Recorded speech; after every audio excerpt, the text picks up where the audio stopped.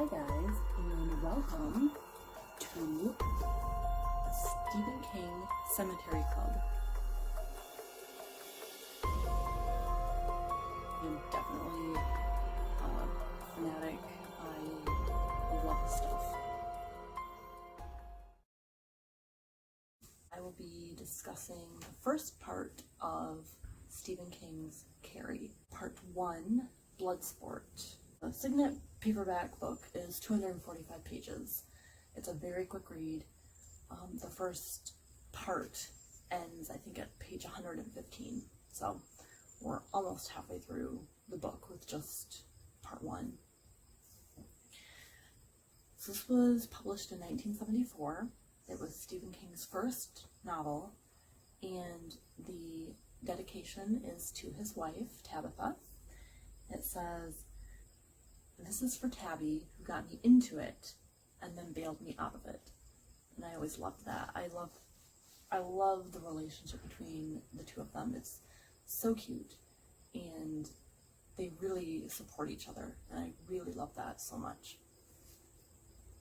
And with this book, Stephen King had started it. He wrote the locker room scene and, all the period stuff, the girls being catty and bitchy, and he didn't like it. He didn't feel like he understood it enough to go forward, and he crumpled it up, put it in the trash, and Tabitha rescued it from the waste paper basket and said, "Hey, you need to stick with this. I think you have something."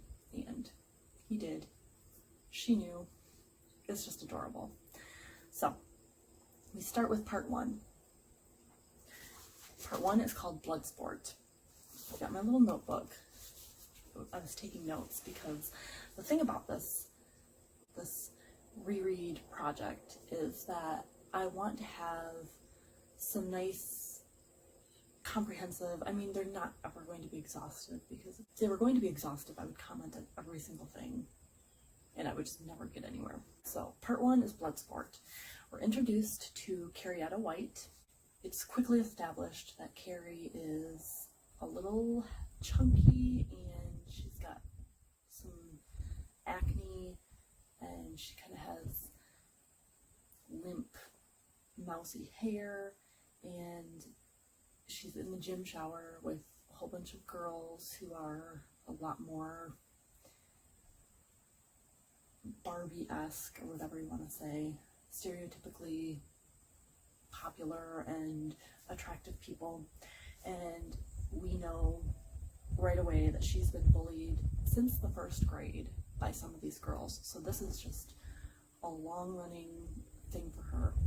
On page 7, it says, "She stood like a patient ox, aware that the joke was on her, as always, dumbly embarrassed but unsurprised." So she is used to being picked on.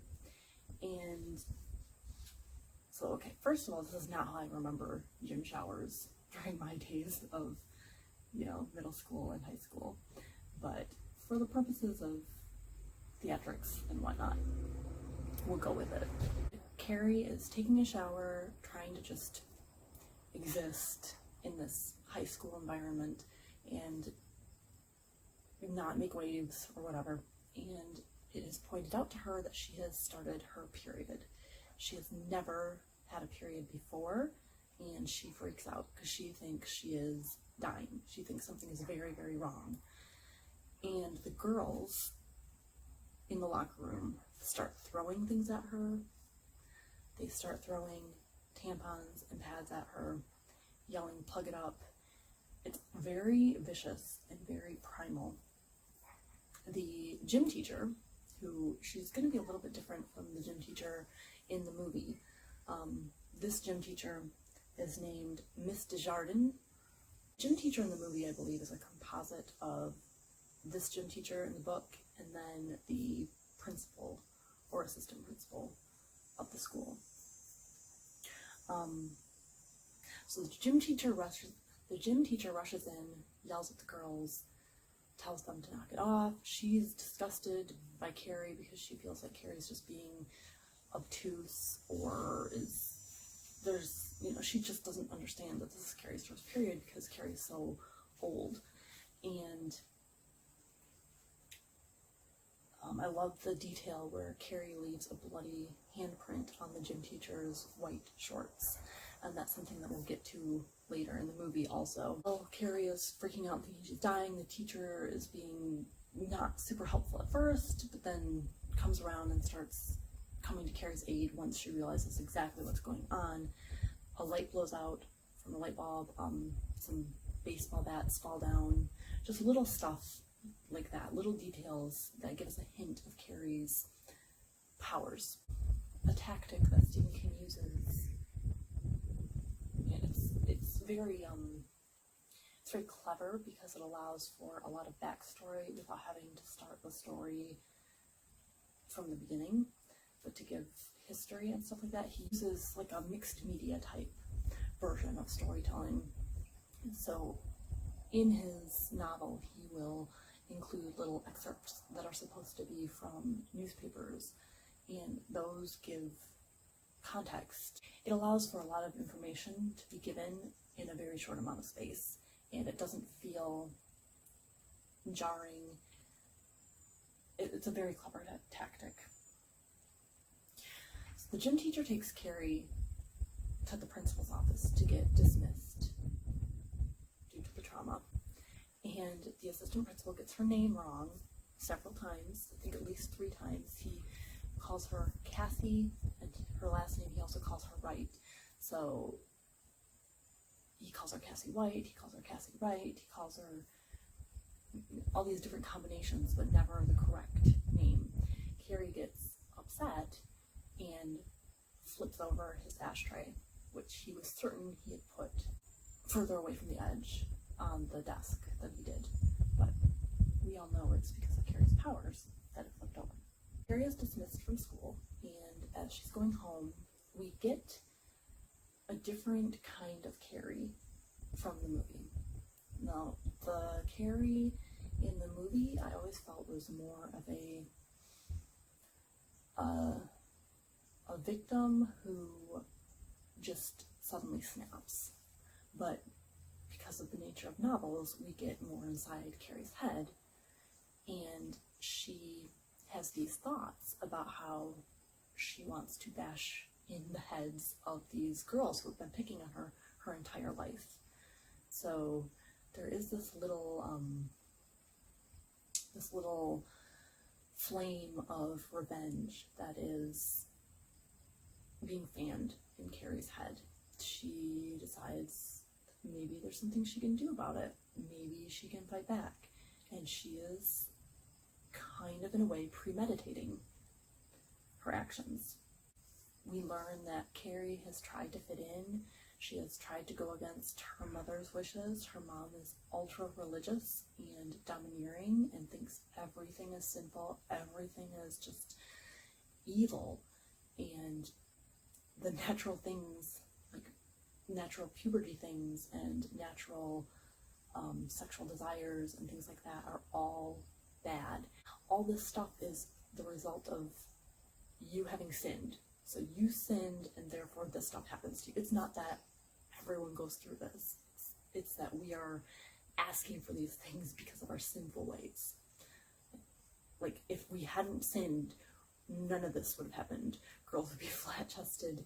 There would be no babies, I guess, no pregnancy, that kind of thing. Her mother forbade her to shower with the other girls. Carrie tries to fit in. She tries to not pray in public. She wants to be accepted, but I guess from, the word go, she was seen as weird, and it stuck. It's a great part where as she's walking home, a kid on a bike picks on her. So she knocks this kid off the bike, and she thinks, oh, I wish I could just, do that.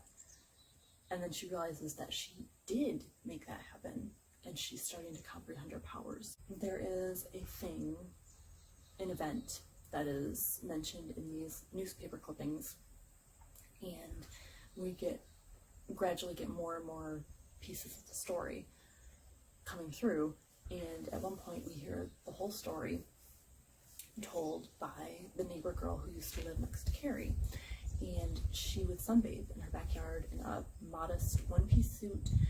Carrie's mom flipped out, thought she was sinful, didn't want her daughter seeing this disgusting display, and she lectured the girl's mother. The girl's mother decided to escalate this into some sort of backyard war, and the poor teenage girl as a pawn. She bought her a tiny bikini, had her go out and sunbathe.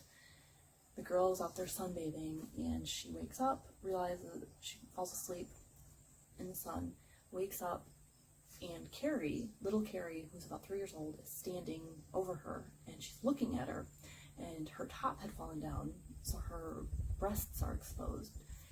And Carrie's curious about it, asks about her body, and there's a whole discussion. Carrie calls the breasts dirty pillows. It's a word that her mom uses. Says that, they are because of sin, that people have them.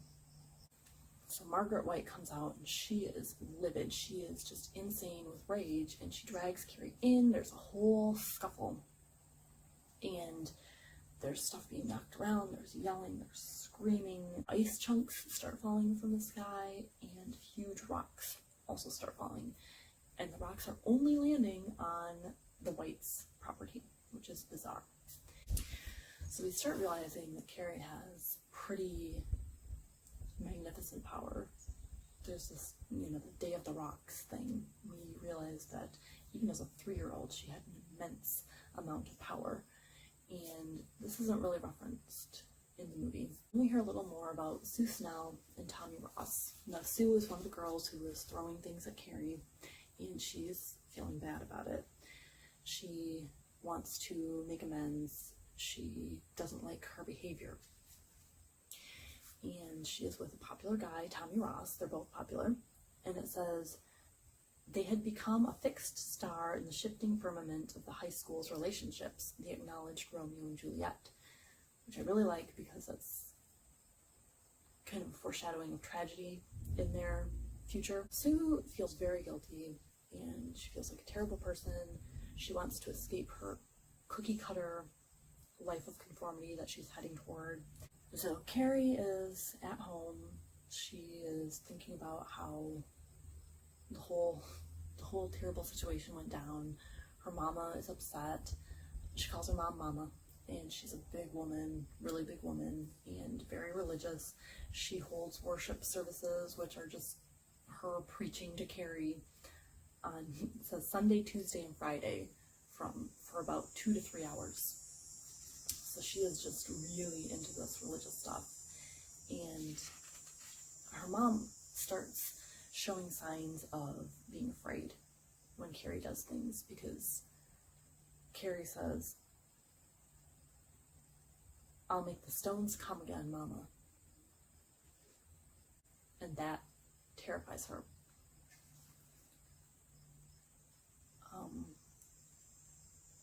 There's this great part in the book where Carrie moves. She's sewing, and she gets up to go to bed, I believe. She's not standing by the sewing machine, but she moves the needle up and down, and her mom freaks out a little bit. Her mom is kind of freaked out because Carrie's nowhere near it, and that's just another display of her power. The gym teacher lectures the girls on their behavior and is going to dish out punishment to them. Things get really heated with a girl, Chris Hargensen, who is the absolute villain in this book. In the case of Carrie White, the only witness to any possible prologue to the final climactic events was Margaret White, and she, of course, is dead. Now, I love that Stephen King does this. He does this a lot, where he tells us that a character will die, and it still comes, in a way that's a spoiler, but the way that he is able to still elicit emotion from you when it happens is amazing. It never ceases to amaze me. Like, I can know that someone is going to die within the next couple hundred pages, and it's still impactful to me. And I think that's a very difficult skill, because you could do it that way and ruin things, but the way Stephen King does it is he just drops these little bits of information that tell you something is going to happen, and then when it actually does happen, it is still really moving.